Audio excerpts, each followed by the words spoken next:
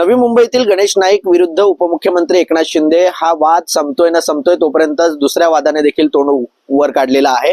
खरं पाहायचं गेलं तर रविवारी उपमुख्यमंत्री एकनाथ शिंदे यांच्या हस्ते अनेक विकास कामांचं लोकार्पण आणि भूमिपूजन सोहळा पार पडला।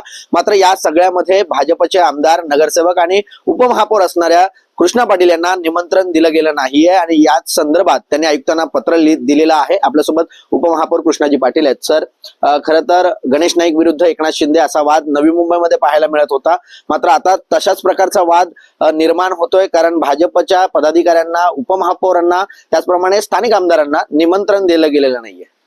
मित्रपक्ष शिवसेना विसरलेली वाटतं, कारण नवी मुंबई महापालिकेमध्ये भारतीय जनता पार्टी आणि शिवसेना पक्ष हा वेगवेगळा लढला होता आणि ठाण्यामध्ये महायुती म्हणून आपण लढलेलो आहोत आणि महायुती म्हणून आपल्याला लोकांनी प्रतिसाद दिलेला आहे आणि महायुती म्हणून तुम्ही मला आज उपमहापौर पदावर बसवलेलं आहे आणि ज्या उपमहापौर पदावर बसवलंय महायुती म्हणून, आणि जर गणेश नाईक साहेबांचा राग जर तुम्ही काढताय असं आम्हाला आता दिसतंय, पण आम्ही त्या वादात नाही पडत। माझं एकच म्हणणं आहे मित्र पक्षाला की तुम्ही जे कार्यक्रम घेतले, आता शुभारंभ 7 ठिकाणी घेतले सन्माननीय उपमुख्यमंत्री यांच्या अध्यक्षतेखाली, मग भारतीय जनता पार्टीला का वगळलं? मग कळव्यामध्ये जर तिथला स्थानिक आमदार जितेंद्र आव्हाड साहेब त्यांना तुम्ही बोलवताय, तिथल्या स्थानिक नगरसेवकांना तुम्ही बोलवताय, मग इथे भारतीय जनता पार्टीचे स्थानिक नगरसेवक, उपमहापौर असतील आणि आमदार का नाही बोलवलं गेलं? निमंत्रण पत्रिका छापल्या म्हणून सांगताय, मग त्या छापल्या तर त्याच्यावर नावं आहेत, मग निमंत्रण पत्रिका वाटणार कोण?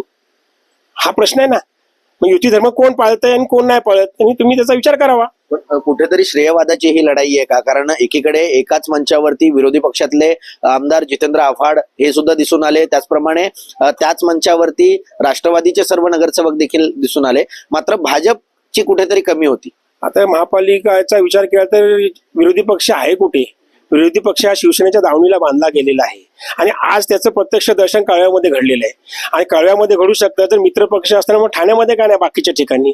तर हा श्रेयवाद नक्कीच आहे का भविष्यात भारतीय जनता पार्टी ही वाढत चाललेली आहे, त्याच्या अस्तित्वामुळे शिवसेनेचं अस्तित्व कुठेतरी कमी होईल, ह्या भावनेपोटी बीजेपीला डावललं जातं, ही माझी भावना झालेली आहे आणि याच्याबद्दल मी आयुक्त साहेबांना निवेदन दिलेलं आहे। 1 महिन्यापूर्वी असंच कळव्यातील प्रसूतीगृहाचं ओपनिंग करतेवेळी स्थानिक आमदारांना बोलवलं गेलं नाहीये आणि नाव टाकलंय पत्रिकेत, पण त्यांना निमंत्रण दिलं नाहीये। मग तेव्हा मी एक लेटर त्यांना कळवलं की बाबा अशी चुकी करू नये, भविष्यात याची काळजी घ्यावी आणि लोकप्रतिनिधी जे कोण कुठल्याही पक्षाचे असून त्यांना कळवणं गरजेचं आहे सभाशास्त्रानुसार। जर मग आत्ताच्या वेळी का नाही त्यांनी ते पाळलं तरी पण, म्हणून मी आयुक्तांना निवेदन केलेलं आहे की त्याचं नव्याने उद्घाटन सोहळा आयोजित करावा आणि आम्ही भारतीय जनता पार्टीचे सर्व आमदार, आमचे पदाधिकारी, नगरसेवक, उपमहापौर म्हणून आम्ही नव्याने ओपनिंग करू।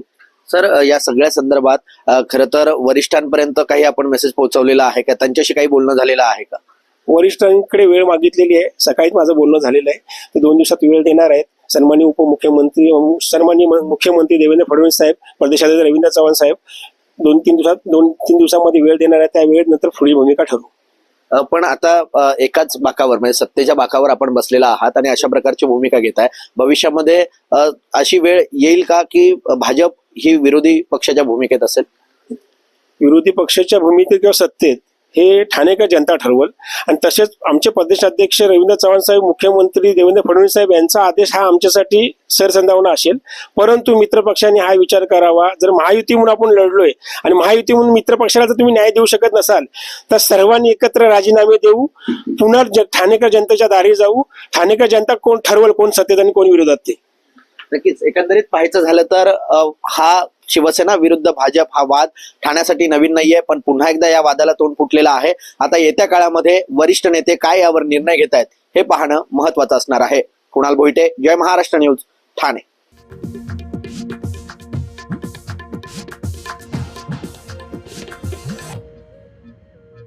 आणि त्याची जी